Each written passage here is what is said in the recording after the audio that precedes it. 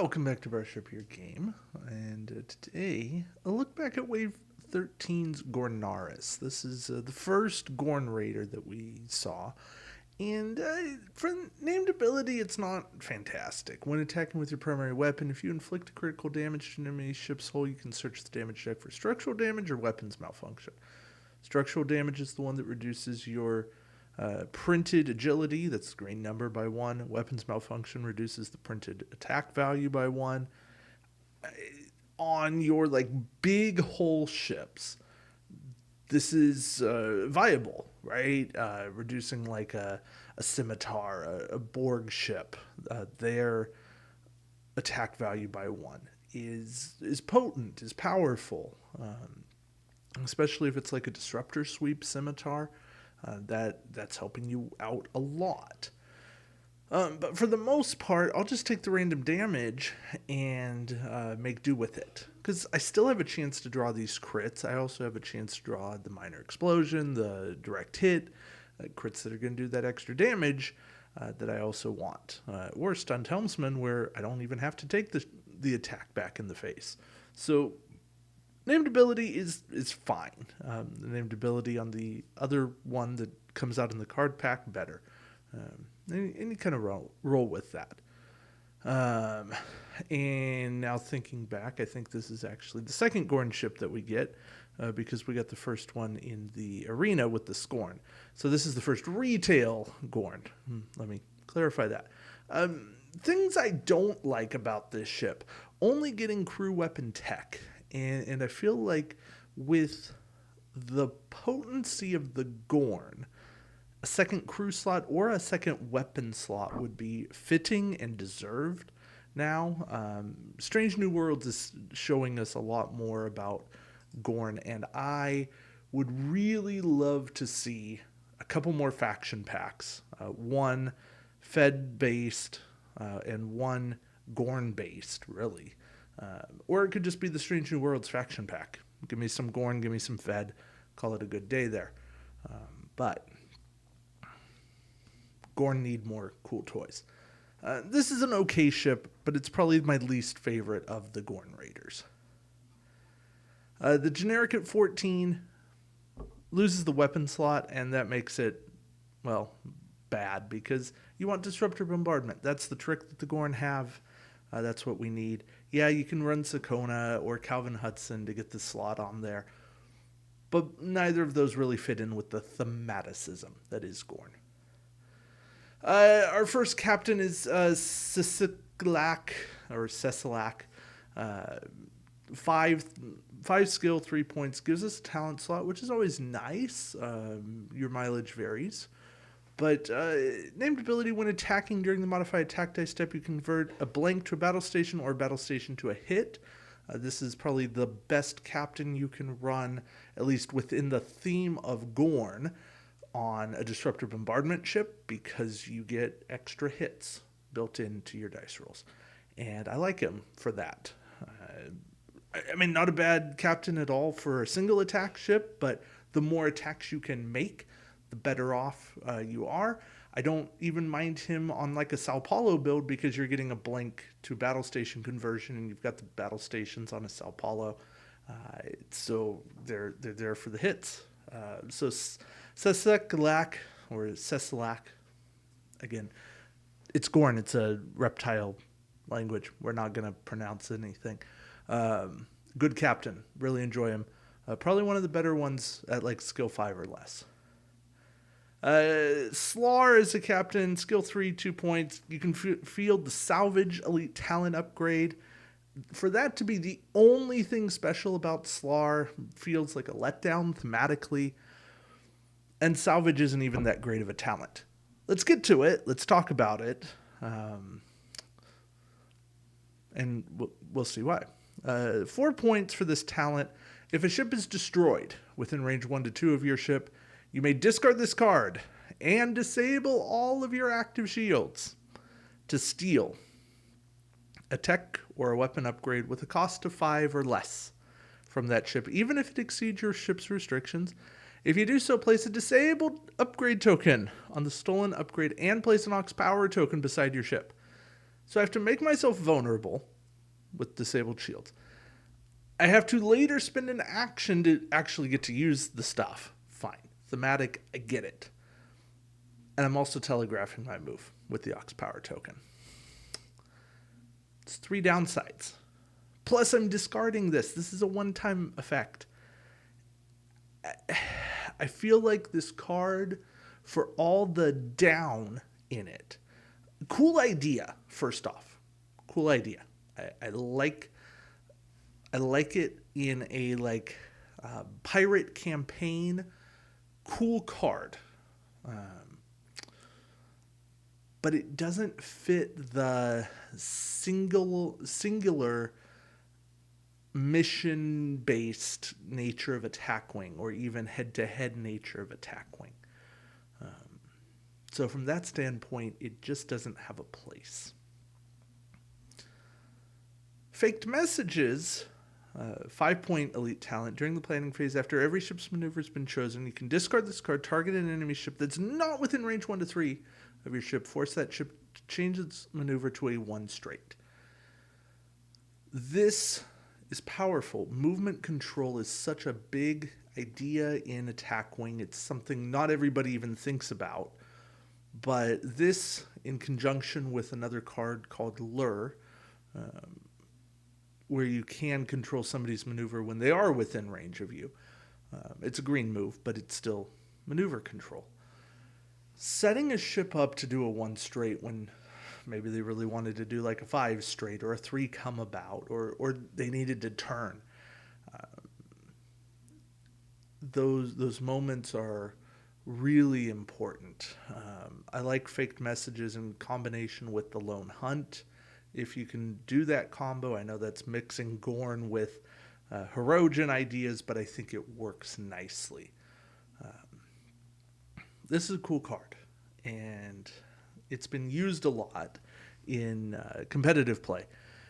But I think the whole idea of how do you disrupt your opponent? How do you not let them get to do everything that they wanted to do? This is a card that, yeah, it's expensive, but it pays for itself. All right, then we have Targeted Phaser Strike. 4-point card, 4 dice, attack, disable. In addition to inflicting normal damage, for every hit or crit result, disable a weapon upgrade on the target ship, max of 2. And it costs 4 extra points for any ship other than a Gorn Raider. I'm starting to warm to this card a little bit. It just stinks that it's essentially Gorn Raider only, and so is Disruptor Bombardment. And I want to run Disruptor Bombardment way more than I want to run this card. I like the concept of this because more and more weapons are becoming really useful. And most of those weapons are based on time tokens. So if you can put disables on enemy weapons, they typically don't have the cogs, the mechanisms built into their fleet to react to those. Their action economy is going to suffer. Their attack quality is going to suffer. They don't have ways of making as good of attacks against you, which helps you. And this attack does help, even though it's a disable. What I would love to see is this exact same weapon just as a time token version. And I think it would be viable to have that kind of card. It just needs to come into existence.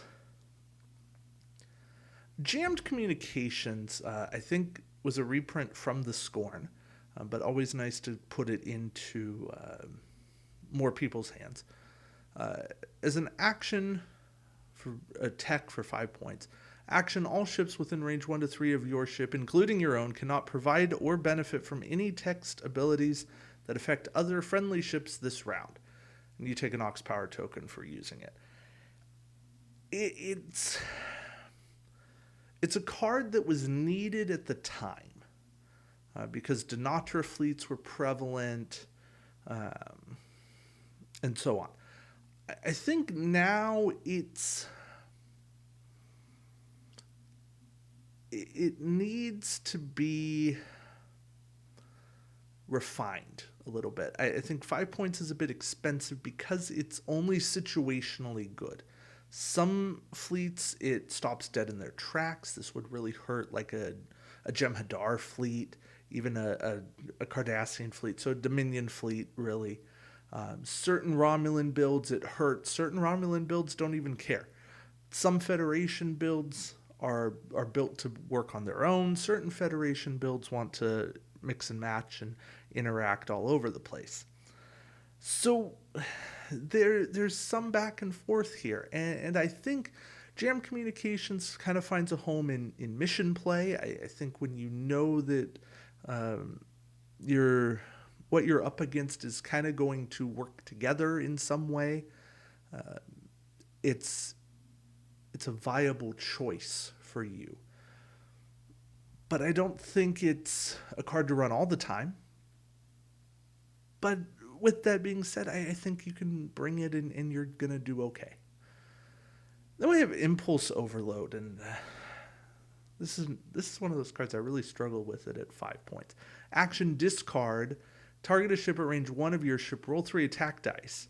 If you roll a hit or crit, and you should do that, it's like 87.5% odds to do that. The target ship must discard 1 tech upgrade of its choice. Well, most ships don't carry multiple tech, so you're going to make an impact on it. It's just, I'm spending so much to make you discard something that you get to choose.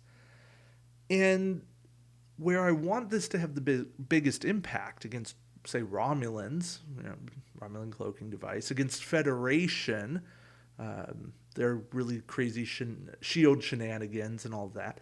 They're carrying multiple tech, and they get the choice of what to get rid of. I need choice. That's the reality here. I need choice with this card, and I don't get that. So, just kind of the double-edged sword. I need it cheaper, too. 5 points just hurts me.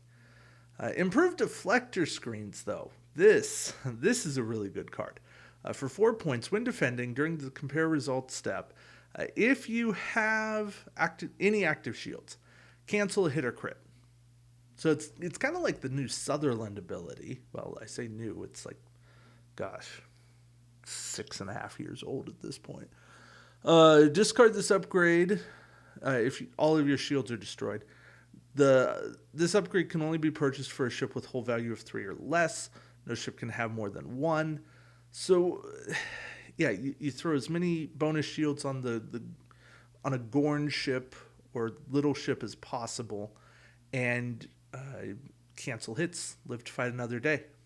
It's the best little cancel damage thing you can do, and it works quite nicely. You also need to find other ways of mitigating damage. You need what do you need? You need extra defense dice. You don't want to cloak because it doesn't work if you're cloaked. But this is a good card. It feels expensive, but it works nicely. I think I like it most of all with I think it's the Scorn. Because the Scorn can disable a shield to take one less, or to cancel a hit. And in doing that, you're not going to ever have all of your shields destroyed, so you keep improved deflector screens around longer.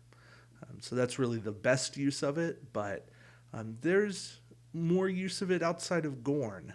It can go on some of the little Fed ships, like a Saber class. The Defiant benefits from this. It gets expensive, but you can always make the ship captured, and that works nicely too.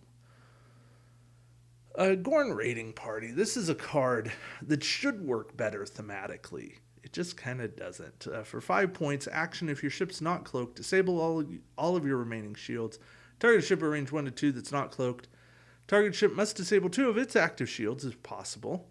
If the target ship has no active shields, or if this action causes the target ship to have no active shields, discard this card and disable all upgrades on the target ship. It's a neat idea, right? At least we can target ships that do have shields. We're making them a little more susceptible to being destroyed. The downside is the meat of this card, the disable all upgrades, happens so rarely that the card's not worth 5 points. And that's the trade-off that I find myself going, I just can't justify bringing it along for the, well, maybe.